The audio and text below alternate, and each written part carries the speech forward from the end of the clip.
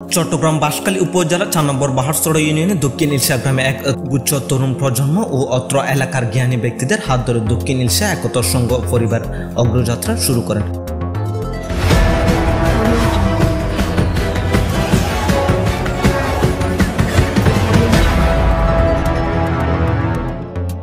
দক্ষিণ ইলশা একতার সংগঠনে স্থানীয় কৃষক, শ্রমিক, প্রবাসী ও পেশাজীবী মানুষদের দোয়া সমর্থনে প্রতিষ্ঠাতা লাভ করেছে 2024 সালে 15 ফেব্রুয়ারি।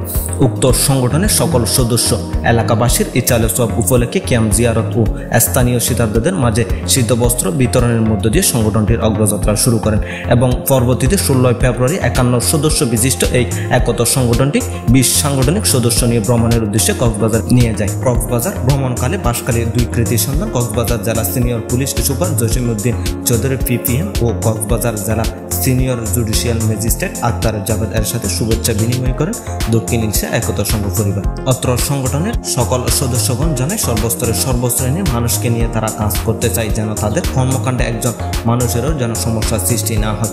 তারা আরও জানায় সংগঠনটির ধারাবাহিক ও মাসিক কার্যকলাপ চালিয়ে যাবে এবং এলাকাবাসীর জন্য সকল সুযোগ সুবিধা নিশ্চিত করা এই সংগঠনের মূল লক্ষ্য বলে জানা যায়। তারা আরও জানান যে এই এলাকার সর্বশ্রেণীর পেশার মানুষ যদি পাশে থাকে দোষ সমর্থন জানায় তাহলে আমরা এই মহৎ কাজ করতে আরও দুর্বার গতিতে এগিয়ে যাব।